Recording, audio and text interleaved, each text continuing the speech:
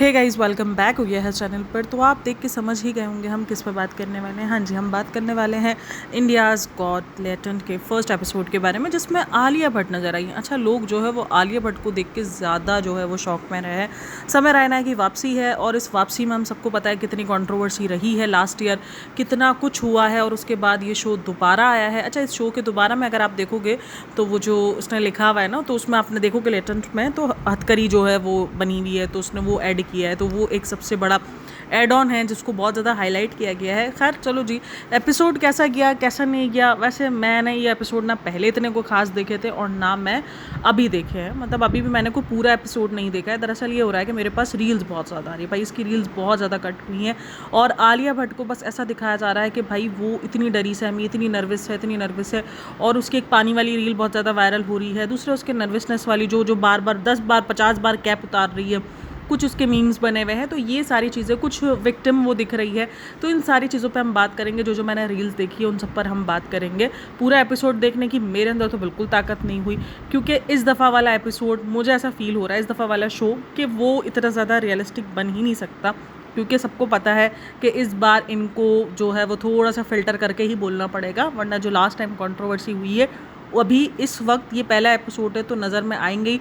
और अभी एक और जो है वो फेक न्यूज़ चली थी जिसको लेकर के जो नहीं ट्रम्प जैसा बंदा बन के जो आया था, तो उस चीज़ को, जो अमेरिका का प्रेसिडेंट है तो उसका जैसा बंदा जो बनकर आया था, तो उसको लेकर भी एक कंट्रोवर्सी चली थी। एक फेक ट्वीट चल रहा था जिसके अंदर दिखा रहे थे कि भाई डोनाल्ड ट्रम्प में जो है वो ट्वीट किया है कि समय रैना की एंट्री बंद हो चुकी है यूएस में और अब मैं स्पेशल लूँगा, और ये सारी बातें जो है वो आ गई थी। लेकिन उसके बाद फिर इसको फेक बताया गया कि नहीं ये सब कुछ फेक है। लेकिन फिर भी फ़िलहाल कंट्रोवर्शियल बनेगा ये शो बहुत ज़्यादा, तो इसीलिए अभी फ़िल्टर वाला काम चलेगा। और आलिया भट्ट को देख के सारे लोग शौक थे। मतलब मुझे लग रहा था भाई इतना, मतलब एक नाम बना लिया है इस शो ने, समय रैना ने एक नाम बना लिया है। लेकिन मैं कमेंट सेक्शन के अंदर देख रही थी, आलिया जी आपसे ये उम्मीद नहीं थी, हमें नहीं अंदाज़ा था कि आलिया जी आप कितने बुरे दिन आ जाएंगे कि आप इस शो में आओगे। भाई इनको अपनी मूवी प्रमोट करनी है, तो इनको अपनी मूवी की प्रमोशन बहुत ज़्यादा ज़रूरी है। ये कहाँ जा रहे हैं, किधर जा रहे हैं, इससे इनका लेना देना नहीं है। कुछ लोग कपिल शर्मा के साथ कंपैरिजन कर रहे हैं कि भाई कपिल शर्मा के शो में भी तो जाता था। तो जो कपिल शर्मा के शो का फॉर्मेट है वो डिफरेंट है और जो समय रैना के शो का डिफरेंट है। तो ये दोनों में बहुत ज़्यादा डिफरेंस है। मतलब ऐसा नहीं है कि ये दोनों शो को एक ही कैटेगरी में आते हैं। कॉमेडी शो है लेकिन समय रैना का थोड़ा डार्क कॉमेडी साइड है, तो वो हर कोई एक्सेप्ट नहीं कर सकता। तो बहरहाल इस शो में हाँ थोड़ा बहुत अभी झिझक देखी गई है, फ़िल्टर देखा जा रहा है और लोग थोड़ा सा परेशान भी हैं इस चीज़ को देखकर कि भाई हम इस दफ़ा कनेक्ट नहीं कर पा रहे। अगर आप रेडिट उठाओगे, कमेंट सेक्शन उठाओगे, तो लोगों के एक्सपेक्टेशन पे ये शो नहीं उठा है और नहीं उतरा है। और ऊपर से आलिया भट्ट का जो इस समय पूरा बिहेवियर रहा है वो बहुत ज़्यादा अजीब रहा है, क्योंकि लोगों का क्वेश्चन ये है कि भाई इतनी ज़्यादा एक कॉन्फिडेंस वाली बंदी इधर इतना नर्वस क्यों, ऐसा लग रहा है जैसे उसने पहली बार कोई कैमरा फेस किया है। मतलब ऐसी ही फीलिंग्स आ रही है। अगर आप आलिया भट्ट को देखोगे तो पहले मैंने ये सोचा था, मैंने कहा यार अगर आप देखो आलिया भट्ट को, वो जिस शो में जा रही है उस शो में डरना तो बनता ही है ना, क्योंकि उसको नहीं पता कि उसकी इमेज क्या निकल कर आएगी इस शो के बाद। उसको नहीं आइडिया कि लोगों ने उसको कैसे जज करना है। इधर आकर अच्छे अच्छे लोगों की इमेज का बेड़ा गर्क हुआ है, तो इसलिए कहीं ना कहीं आलिया भट्ट थोड़ा सा जो है वो डरी हुई थी इस चीज़ को लेकर। तो मुझे तो शुरू में यही लग रहा था कि आलिया भट्ट की जो नर्वसनेस की वजह है वो यही है कि वो इस शो का जो भी बैक रहा है, पास्ट रहा है, तो उस शो की वजह से थोड़ा सा डरी हुई कि भाई उसकी इमेज कितनी ख़राब हो जाएगी। लेकिन फिर एक चीज़ नज़र आई जहाँ पर नज़र आया कि भाई आलिया को बहुत ज़्यादा विक्टिमाइज़ किया जा रहा है, मीम्स बनाई जा रही है इस तरीके की रील्स को कट करके दिखाया जा रहा है कि भाई आलिया भट्ट जो है वो फजूल ट्रोल होती है और वो मतलब वो विक्टिम है। मतलब वो तो बहुत ही अलग किस्म की, वो तो बहुत ही महान किस्म की इंसान है, वो तो बहुत ही अलग किस्म की इंसान है। तो इस एपिसोड में आलिया के साथ एक और एक्ट्रेस है शर्वरी, तो वो भी गई हुई थी। तो लोग उस चीज़ को भी कंपैरिजन कर रहे हैं कि भाई आलिया जो है वो और ज़्यादा, मतलब इंडस्ट्री में ज़्यादा रही हुई है, उसने ज़्यादा शोज़ किए हैं, उसने इतने बड़े बड़े फेस्टिवल्स मतलब होस्ट किए हैं, इतने सारे वो शोज़ में गई है। लेकिन फिर भी जो शर्वरी है वो बहुत ज़्यादा अच्छे से सेंस ऑफ ह्यूमर दिखा रही थी, वो जोक्स पे हंस पा रही थी।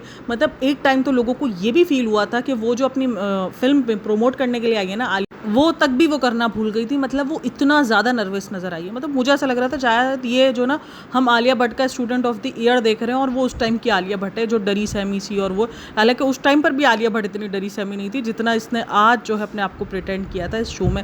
पता नहीं क्यों मुझे ऐसा वाइब्स आ रही है कि यार ये कहीं ना कहीं यही तो रीज़न नहीं है कि भाई उसको यही दिमाग में हो कि ये तो शो के बाद मेरी इमेज का बेड़ा गर्क हो गया, अगर मैंने कुछ भी एक्स्ट्रा चिल बनने के चक्कर में बोल दिया या मैंने कुछ ऐसा बोल दिया। क्योंकि इस शो में ये होता है कि लोगों के ऊपर ना प्रेशर होता है कि यार हमें जो है वो कॉमेडियन दिखना है। अब ये एक्ट्रेस है, ये कॉमेडियन नहीं है। लास्ट टाइम भी उसकी बहुत ज़्यादा कॉल आउट हुई थी जब वो शो में गई थी होस्ट करने के लिए, और उसका जाकिर खान के साथ जो भी इसका इंट्रैक्शन था और सारी चीज़ें रही हैं, तो उसमें वो बहुत ज़्यादा उसने जो कॉमेडी करने की ट्राई की जो कि बिल्कुल फ्लॉप हो गई थी। लेकिन ये कॉमेडियन नहीं है, इनको भी समझना पड़ेगा, हर जो है वो जूते में इनका पाँव नहीं फिट हो सकता है, तो इसीलिए उनको चीज़ें समझनी पड़ेंगी। बट ये लोग कोशिश करते हैं, बट एट द एंड ये स्क्रिप्ट के तौर पे काम कर सकते हैं, लेकिन कभी कभार इनके ऊपर स्क्रिप्ट भी काम नहीं करती, क्योंकि कॉमेडियन का ना स्क्रिप्ट के साथ साथ उनकी बॉडी लैंग्वेज, उनका बोलने का तरीका, ये सब भी बहुत मायने रखता है। अगर आप एक जोक लिख के दे दो किसी को, मतलब वो जोक लिख के दे दो और वो सीधा पढ़ पढ़ पढ़ पढ़, जैसे नहीं हम न्यूज़ पढ़ के सुना रहे होते वैसे पढ़ के सुना दे, आपको नहीं हंसी आएगी। लेकिन वहीं पर कोई एक पंच को कुछ अलग अलग तरीक़ों से सुनाएगा, आपको हंसी आएगी। तो बॉडी लैंग्वेज हो गया, बोलने का तरीका हो गया, ये सब भी बहुत मायने रखता है एक कॉमेडियन का। और आलिया भट्ट कॉमेडियन नहीं है, हमें ये चीज़ समझनी पड़ेगी। अच्छा, कुछ कमेंट्स के अंदर ये कहा जा रहा था कि आलिया को रोस्ट किया जा रहा है इसलिए आलिया नर्वस हो रही है, लेकिन ऐसी बहुत सी जगहें हैं, खास करके एक और शो का नाम लिया जा रहा है AIB करके कुछ शो का, कि उसमें भी आलिया गई थी और उसमें आलिया की रोस्टिंग इससे ज़्यादा हुई थी, तो तब तो आलिया नर्वस नहीं हुई थी। या तो मेन रीज़न यही है कि उसको खुद को विक्टिम दिखाना है, या तो दूसरा रीज़न ये है कि जो इस शो को लेकर कंट्रोवर्सी क्रिएट की गई है और उस शो को जिस तरीके से, मतलब जो भी जिस तरीके से उसका पास्ट रहा, उसके बाद आलिया उस तरीके से डरी हुई है, और कुछ लोगों को लग रहा है कि उसकी डिसरिस्पेक्ट है इस शो में जाना। भाई डिसरिस्पेक्ट क्या, उनका काम है, वो आर्टिस्ट है, उनको जहाँ भी जाके अपनी फिल्म को प्रमोट करना होगा वो जाके करेंगे, तो उसमें डिसरिस्पेक्ट वाली क्या बात है। मतलब क्या ही, मतलब भाई पॉपुलर शो है, उसने अपनी इतनी पॉपुलैरिटी बनाई है, सोचो कितनी पॉपुलैरिटी इस शो ने बनाई हुई है ना। तो ये कोई अब छोटा मोटा शो तो रहा नहीं है, नेटफ्लिक्स पर आ रहा है, मतलब इससे ज़्यादा और क्या एक शो को इज्जत चाहिए, मतलब और क्या चाहिए था। मतलब ठीक है, वहाँ पे छपरी किस्म की लैंग्वेज यूज़ की जाती है, वो एक अलग है कि उसकी लैंग्वेज की वजह से, उन सब चीज़ों की वजह से उस शो को जो है वो समझा जा रहा है। तो जिन लोगों को ये लग रहा है कि आलिया इस वजह से नर्वस थी क्योंकि ये शो के अंदर उसको रोस्ट किया जा रहा था या इस तरीके से, तो इन सबको पहले से ही पता है। ऐसा नहीं है कि ये कोई इनके लिए एक सरप्राइज़ शो था कि आपको नहीं पता कि उस शो में जाके क्या होना है। सबको पता है कि उस शो में क्या होता है, उस शो में कितना रोस्ट किया जाता है, कितना कुछ बोला जाता है। फिर भी अगर समय रैना को देखो तो इस वाले शो में वो आलिया को लेकर बार बार चेयर अप कर रहा था, बार बार वो आलिया को थोड़ा सा काम डाउन भी कर रहा था।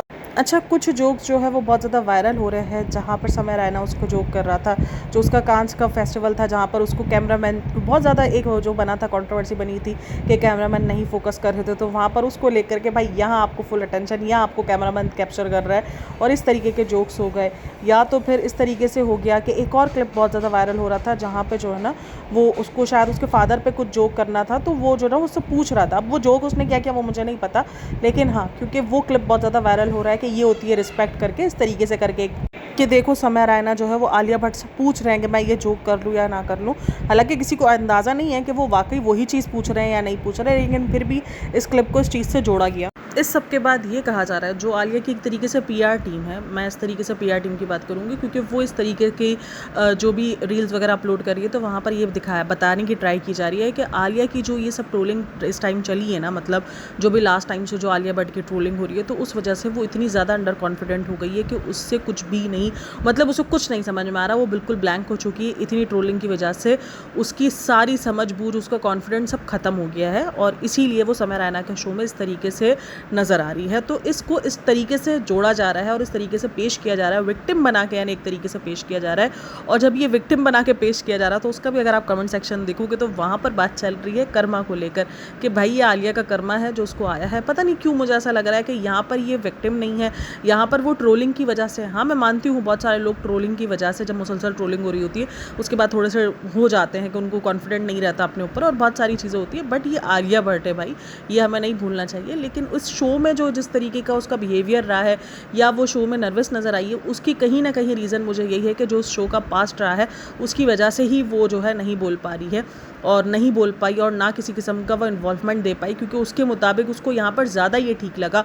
और हो सकता है कि उसको ये सिखा के भेजा गया हो कि भाई इस तरीके से तुम शो में हो, तुम काफ़ी टाइम बाद जो है वो इस तरीके किसी शो में जा रही हो जहाँ पर तुम इतना ट्रोल हुई हो, तो उसके बाद तुम्हारा ये एक अच्छा मौका है कि तुम अपने आप को ऐसे विक्टिम बना के दिखा सकते हो कि भाई देखो ट्रोलिंग का कितना गहरा असर पड़ रहा है, कि वो कॉन्फिडेंट उसका बिल्कुल ख़त्म हो गया है। तो चांसेस बहुत सारी चीज़ों के, बट मेरे लिए तो मुझे सबसे ज़्यादा जो हाई चांस लग रहा है वो यही लग रहा है कि इस शो की पास्ट की वजह से आलिया थोड़ा सा संभल के चली है, क्योंकि उसको ट्रोल होना मंजूर था, लेकिन मतलब कि इस तरीके से नर्वस दिखना, अंडर कॉन्फिडेंट दिखना वो मंजूर था, लेकिन उन जोक्स को लेकर उसको कॉल आउट नहीं होना था, क्योंकि भाई कैंसलेशन पर आ जाती है, कैंसल ट्रेंड चल जाता है, बहुत कुछ हो जाता है। और अभी वैसे भी आलिया भट्ट का जिस तरीके से मतलब ट्रोलिंग का सेशन चल रहा है, तो उस पर तो ये मुझे नहीं लगता कि आलिया भट्ट ने रिस्क लेना था। तो मुझे तो यही रीज़न लग रहा है। आप लोगों को क्या रीज़न लग रहा है मुझे लाजमी बताना। बाकी आप लोग को एपिसोड कैसा लगा, मुझे तो जितनी भी मैंने क्लिप्स वगैरह देखी है या जो भी देखा है और जो पास्ट से मैंने अगर उसको देखा है, कंपैरिजन किया है, तो शो के अंदर जान मुझे कुछ इतनी खास नज़र नहीं आ रही। लेकिन आप लोग को नज़र आ रही है या आप लोग का क्या कहना है इन सब के बारे में मुझे लाजमी बताना। बाकी वीडियो अच्छी लगी हो तो like share and subscribe my channel. अपना बहुत सारा ख्याल रखना। मिलते हैं नेक्स्ट वीडियो में, तब तक के लिए टेक केयर, बाय बाय, अल्लाह हाफ़िज़।